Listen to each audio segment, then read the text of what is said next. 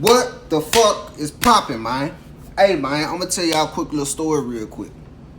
It's this 16-year-old boy from California named Jr. Jr. got this best friend that he been knowing since he was 8 years old named Pee Wee. One day, Jr. and Pee Wee decide they go join the gang that Jr. dad is a part of. So when Jr. joined the gang, he got an image to uphold. He got a reputation to fulfill. Cause like I said, his dad is in the same gang that him and Pee Wee joined.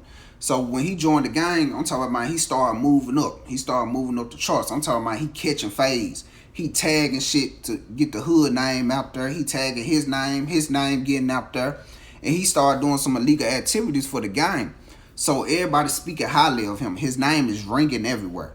But his best friend Pee Wee is an average gang banger. And Pee Wee started to get jealous. And he started doing things out of jealousy and spite to get at JR, because he don't like him not being noticed, but JR being noticed. So he started stealing from JR. JR know that because he know that him and Pee Wee been friends since they was 7 or 8 years old, way before the gang shit. So he trying to keep that bond tight. But with every great leader, there's a close traitor. Remember that, man. Every great leader got a close traitor right there beside them. So one day, Pee Wee so full of hatred and spite, he ended up doing a drive-by on JR's mama house. Word gets around that Pee Wee did it, and he started stalking JR mama. Like, he started threatening her and everything. Every time he'll see her, he'll say a little something like, yeah, I'm gonna kill your son, I'm gonna kill you next. And one day, Pee Wee ended up getting jammed up. His mama got him jammed up. So Pee Wee locked up, you know what I'm saying, he out of the picture. But JR's mama is in fear for her son's life. So she sent him to move to, we just go call it Atlanta, Georgia. So she sends JR to move to Atlanta where his dad is. See, his dad had caught a charge in Atlanta, so he wasn't allowed to leave because he's still on probation. For JR's first day of school, his dad had give him a gray 2003 Chevy Malibu. It had 3 big tires on there, and on the front driver's side, it had this little ass donut on there. But he had the speakers and he had the radio hooked up in the car, so the motherfucker sounded good. He had the 12-inch kicker subs in the back in the trunk. He had the kicker amp underneath the driver's side, and he had this Bluetooth color for JVC radio. You hear me? It's the junk that changed from like pink, blue, red, all that. He had that junk hooked up. So he pulling up, he beating his first day at school. You know what I'm saying? It's not actually the first day, but it's his first time at this school. So, you know what I'm saying, his first day at school. So anyway, he go up in there. People asking him where he from. He telling them where he from. He telling them his name, what set he claimed, his OG. He getting acquainted with everybody. JR is at school one day. People run up to JR and they like, hey, is this new dude from California. He from your same city. He even said that he know you. His name Trez. So JR think, he like, damn, Trez. And as he thinking, 3 people walk down the hallway. This black dude with a fade, this fat light-skinned dude, and this chocolate female. The black dude with the fade is Trez. Trez is Pee Wee's cousin. Pee Wee and Trez are blood cousins. But Trez also gets along with JR. Trez ain't in the gang, so they ain't ever bump heads like that. But they mutual friends, because like I said, it's Pee Wee cousin, and he knows Trez through Pee Wee. So Trez give him a hug and all that, man, what's up, man, all that. So Trez introduces him to his girlfriend, and he introduces JR to his best friend, which is a light-skinned dude. See, Trez been moved to Georgia with his daddy, but Pee Wee never told JR what part of Georgia that he was from. You know what I'm saying? What part of Georgia that he moved to. So it's just a coincidence, man. So, man, they chilling for about a good 2-3 months. You hear me? I'm talking about they like thick as thieves. You know what I'm saying? They talking about the old times. But not one time did they bring up Pee Wee. But that all changed. It's lunchtime. JR finna get him something to eat because he don't eat the school cafeteria food.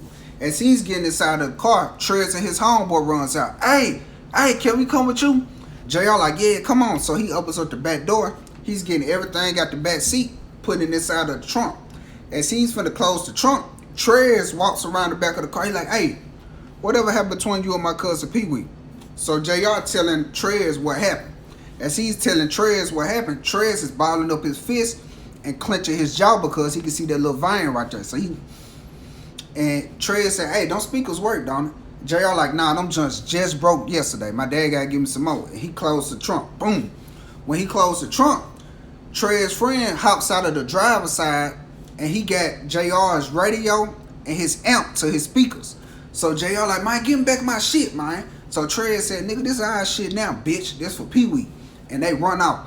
So JR runs up to Trez's fat homeboy. The fat homeboy got put everything in one hand. He hits JR. Boom. When he hit JR kind of stumbled back a little bit. And then he gives the shit to Trez. Trez can't run that fast. So JR runs up. He hit Trez in the back of the head. Boom. When he hit Trez in the back of the head, Trez dropped the radio and the amp. And he kind of rolled over like that. He like, ah.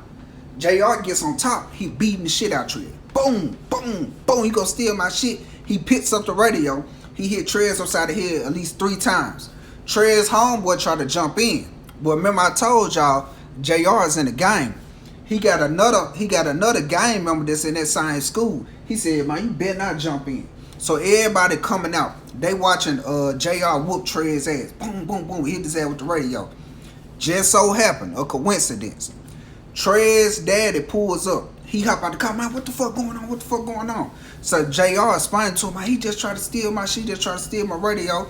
So Trez so embarrassed because everybody knows saw him get his ass whooped, and his daddy pulls up and he's saying that his son getting his ass whooped.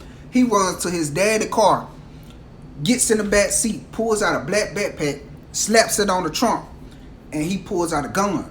So JR like, man, your son got a gun, your son got a gun. So Trez's dad turned around, he like, man, put that shit up. Everybody started running and shit, everybody screaming. JR gets in his car with his gang member homeboy who saved him from getting jumped, and they pull off. Trez and his homeboy got kicked out of school over that whole situation that went down. One day, JR is in the stairwell at school. He's running down the stairs so he could go to his car and go to McDonald's for lunch. All of a sudden, he sees Trez's girlfriend shoot up the stairs, pushing him back, telling him go up the stairs, go, go, go. So right behind her was Trez with a hoodie on, and he had this long ass knife about that long. Trez reach over his girlfriend, and all JR remember seeing is just blood everywhere. Everybody looking down, they screaming. When JR looked down, he saw that Trez been stabbed right here. The person who stabbed Trez was the same person who helped JR not get jumped by Trez's homeboy, which was his gang partner. What happened was he seen Trez with the hoodie on get out of a 2-door green Lexus, and he confronted his girlfriend. He was like, man, let me through. And she was holding him back like, stop, Trez, stop. And he saw Trez pull out that knife, and he saw how the girlfriend shot up the stairs to try to warn JR. And so he dropped all his bags, he pulled out his knife, and he chased out the Trez. And he caught him just in a little time. He stabbed Trez right there, and they just looked at him for a moment. So they all got up in the car. JR dropped them off at the crib. Everybody changed clothes. Then they came back. They ain't see no police or none at school, so they thought everything was cool. Trez's girlfriend and JR are fucking off now. One day, JR leaves her apartment around 4 o'clock, 5 o'clock in the morning. It's still dark as hell outside, but it's foggy, so you really can't see what's in front of you.